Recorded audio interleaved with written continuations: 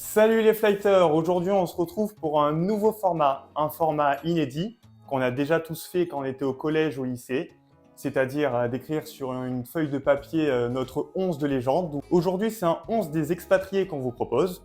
On va sélectionner des joueurs qui jouent à l'étranger avec une petite difficulté, interdiction de prendre des joueurs qui jouent en première division des 4 championnats majeurs. Et pour m'accompagner sur ce format, j'accueille tout de suite Julien.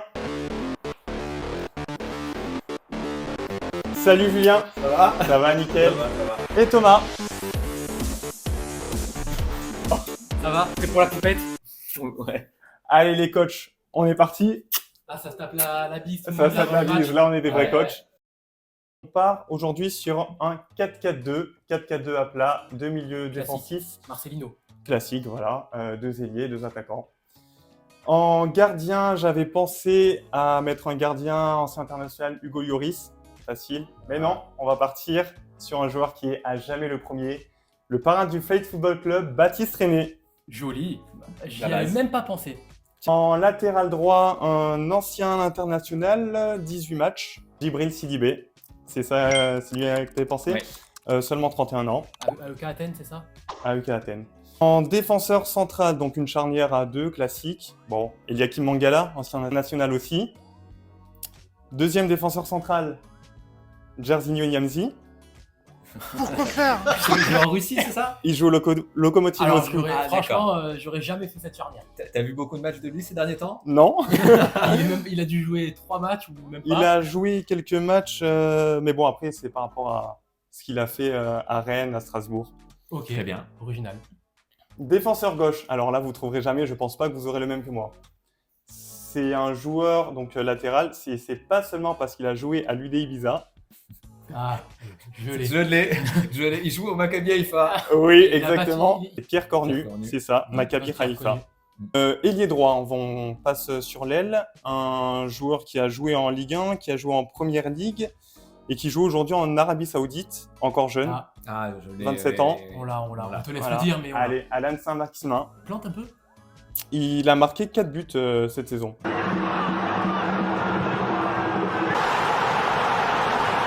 Milieu défensif, donc j'en ai deux. Il y a donc Tanguy Ndombele, D'accord, Galatasaray. Galatasaray, qui a joué dans des très grands clubs européens, Lyon, Naples, Tottenham. Hygiène de vie irréprochable. Oui. Le deuxième, allez, un deuxième, champion du monde. Milieu défensif. Je l'ai. Il joue dans le même championnat. Et Hein Kanté. Non, oui, il joue dans le même Ouais, championnat. c'est bon, je l'ai. Steven Nzonzi, Oh, l'équipe de bras cassés. qui joue à Konya Sport. Écoute, à gauche, c'est pas vraiment son poste, mais il a joué là-bas. Il a joué plutôt à ce poste. C'est plutôt un milieu offensif, mais il peut jouer à gauche aussi. Il joue au Brésil. Ah oui, tu nous as mis Payet sur le côté. Payet sur le côté, j'avais pas trop. Ouais, ouais, mais il va râler, hein, il va te râler. il va te faire chier. Hein. Écoute, c'est moi le coach, c'est moi qui Ouais, mais il va te décide. faire Hein. chier. J'attends le mec que tu mets dans l'axe à sa place. Hein. Eh non, c'est un 4-4-2. Ah, d'accord, ok. C'est un 4-4-2 avec deux attaquants, il n'y a pas de milieu offensif. Et D'accord. c'est parce que je trouvais pas grand monde par rapport à ce dispositif que j'ai choisi. Donc désolé Payet, hein. Écoute, c'est moi le coach, c'est moi qui décide. Un duo d'attaquants. Mon attaquant phare. Non, je vais commencer par l'autre.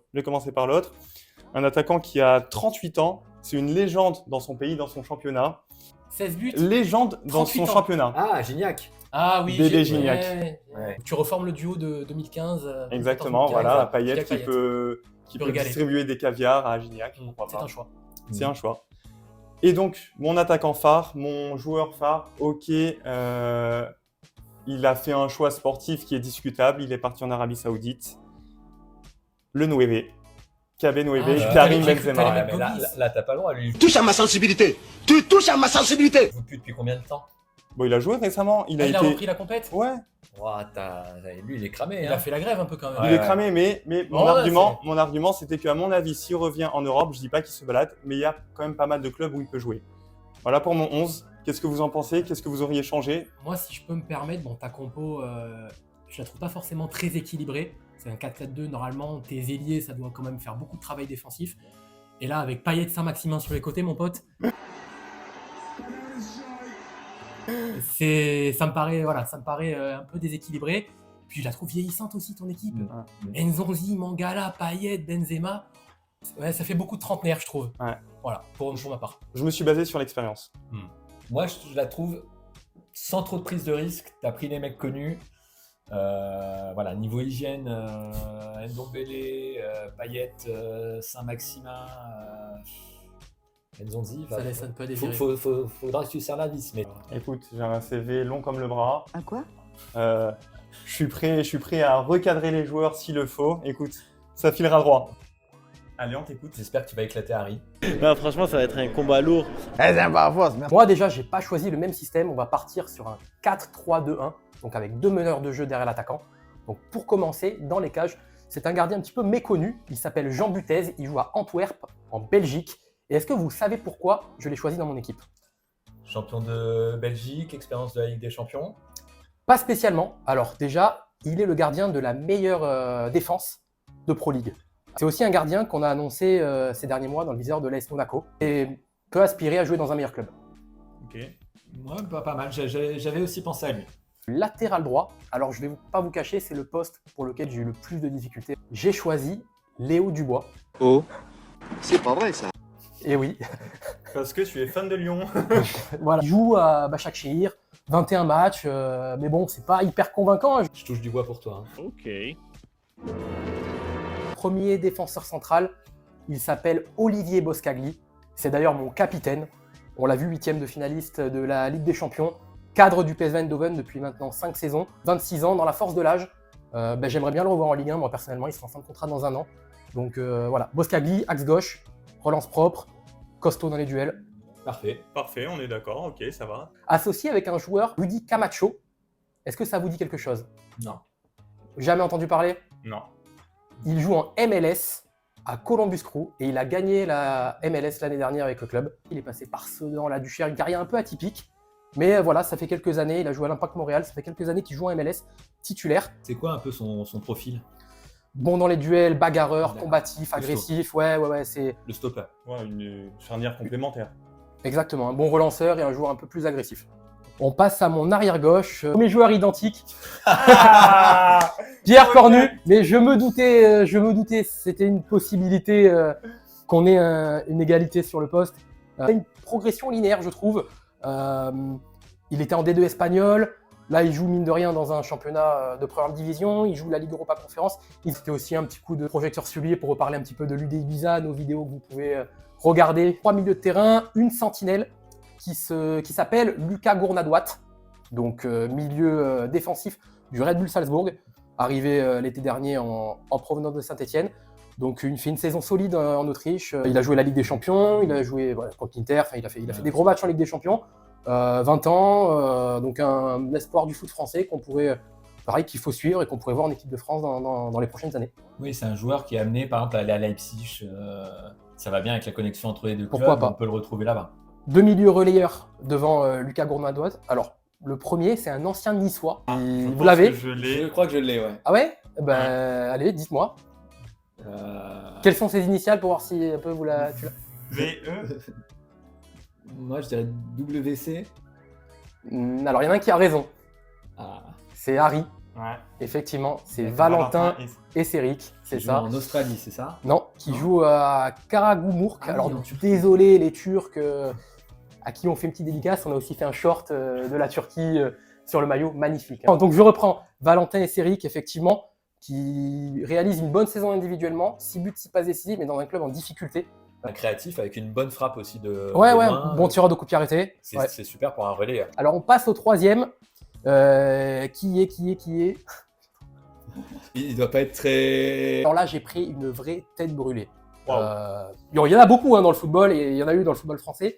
Est-ce que vous auriez une petite idée de qui ça peut être? Carrière compliquée, plutôt talentueux. Quand il avait 19-20 ans, on lui voyait un avenir prometteur. Tu peux nous donner son club, ça va être trop facile. Je peux vous donner son club de formation, le Mhm. TFC. Oui, je l'ai. Il joue en Australie.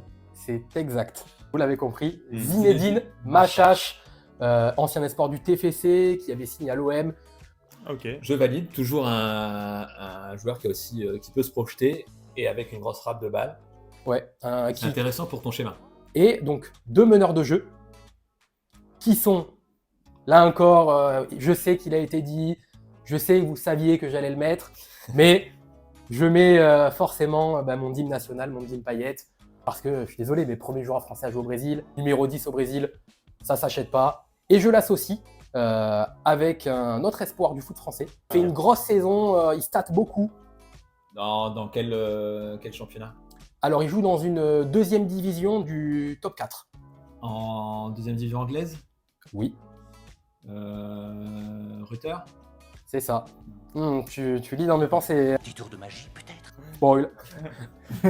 C'est ça, Jorginho Rutter, formé au Stade Rennais, qui réalise une grosse saison avec Leeds United en Angleterre. 6 buts, 16 passes décisives. Oui, c'est des bons joueurs pour être dans les interlignes, c'est parfait. C'est un schéma qui bouge quand même beaucoup avec Oui. des compensations qui peuvent se faire.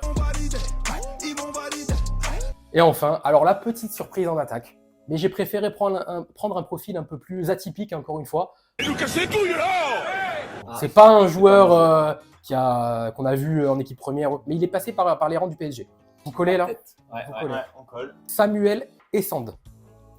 Il est dans le top 5 des meilleurs buteurs au Portugal. Il a fait Pau en Ligue 2, où là aussi il a continué à marquer des buts. Et puis il est parti l'été dernier au Portugal, où il marque pas mal cette saison. Donc j'ai trouvé plutôt intéressant de le mettre par rapport à son parcours. Il y a des joueurs d'expérience derrière, donc pourquoi pas. Voilà, pour le compenser. servir.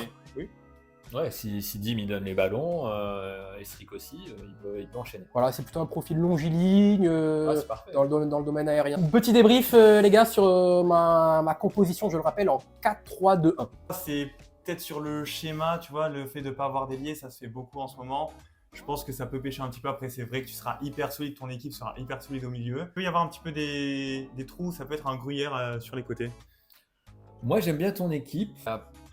À part Payet, il y a quand même de la jeunesse, on va dire, ou au moins des joueurs dans la force de l'âge. Donc des profils intéressants, certains perdus de vue, d'autres n'ont pas joué quasiment en France. Je ne spoil pas la prochaine partie, mais c'est des joueurs qui jouent déjà. Et ça, pour moi, c'est très très important. Il faut des joueurs qui jouent pour ces compos-là.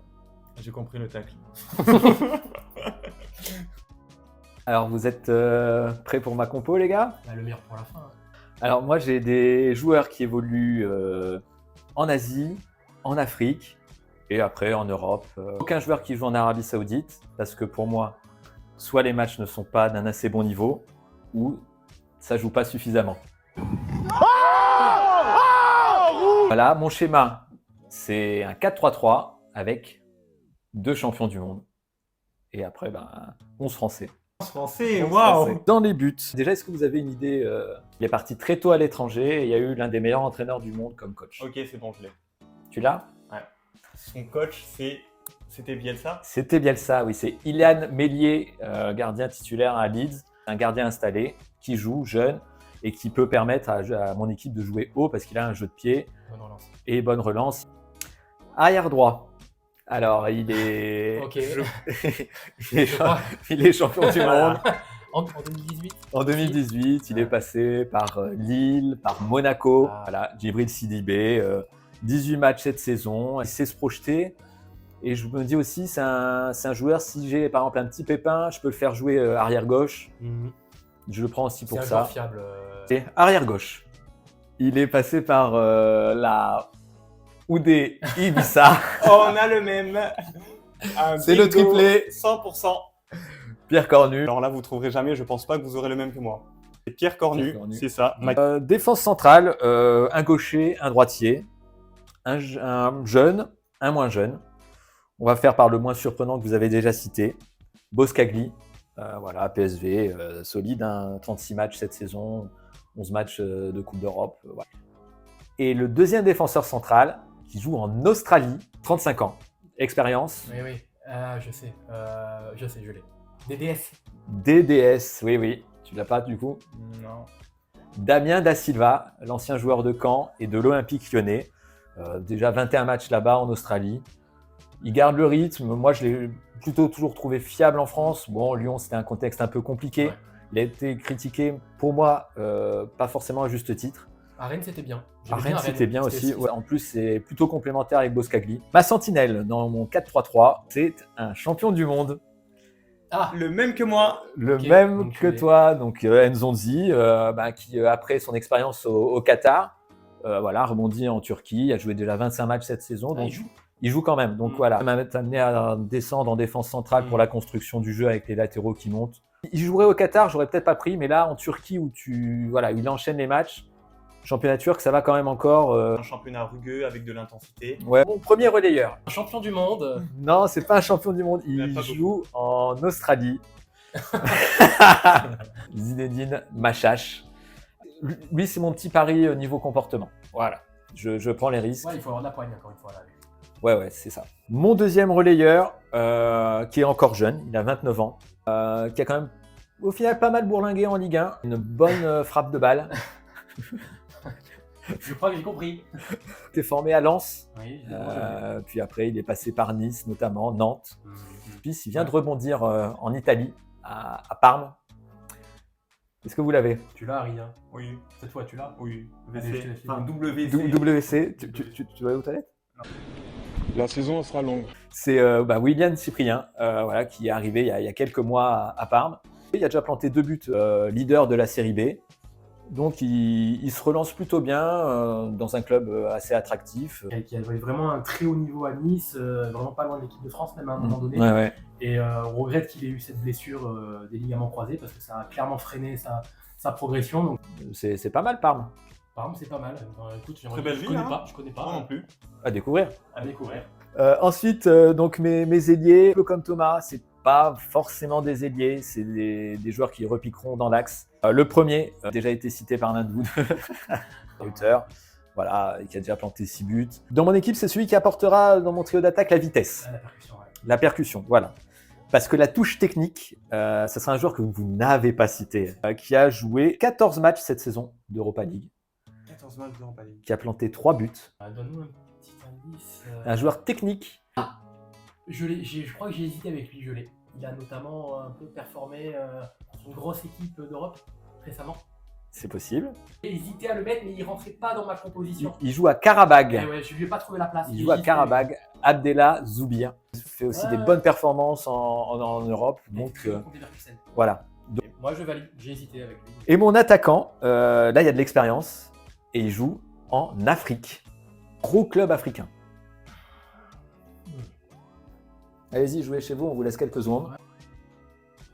Je colle. Il a surtout performé en Allemagne, en Bundesliga. Il a notamment joué à Dortmund. C'est quelqu'un de très modeste. Ah Anthony Modeste, ouais. Anthony- qui joue à Al-Ali En en Égypte. J'étais dans le Maghreb. Eh oui. J'étais dans le Maghreb. Donc en 7 matchs, il vient d'arriver à Al-Ali, 7 matchs, 3 buts. Donc voilà, Bonne adaptation. ça sera mon attaquant de pointe, point de fixation, qui marque. Et Allemagne, il a fait ses Voilà, stats. Hein. C'est pour ça, en fait, on Ah ouais. a un avis un peu tronqué sur lui en France. Ça n'a pas toujours été très bon, alors qu'à l'étranger, il a su marquer des buts et valoriser ses transferts à chaque fois. Pour revenir à ce que tu as dit, je pense qu'il paye son passage à Bordeaux, où il a été énormément critiqué. Et on lui a donné un peu cette réputation d'un joueur qui marque pas, Ouais. un peu pied carré. Moi, je trouve que tu as une belle équipe avec des profils complémentaires. Je peux que aimer, tu as pris beaucoup de joueurs que j'ai choisis. Ouais. Donc, C'est forcément, un peu un mixte de vos équipes, voilà, en fait. Je préfère le 4-3 que le 4-4-2. Donc voilà, je pense qu'on peut jouer c'est pas qu'on peut jouer un meilleur football, mais disons que le 4-4-2, il faut vraiment bien le structurer et mettre les bons joueurs, notamment sur les ailes. Ce que tu n'avais pas forcément fait. Ouais, c'est vrai que j'ai eu du mal à trouver un ailier gauche. J'étais parti sur cette compo par rapport aussi aux joueurs que j'avais avant.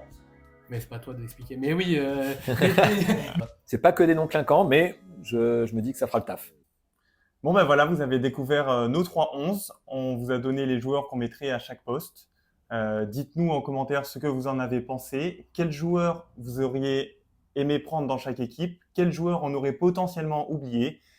Donnez-nous votre avis en commentaire. N'hésitez pas à liker, partager, commenter. Et on se retrouve bientôt pour une prochaine vidéo.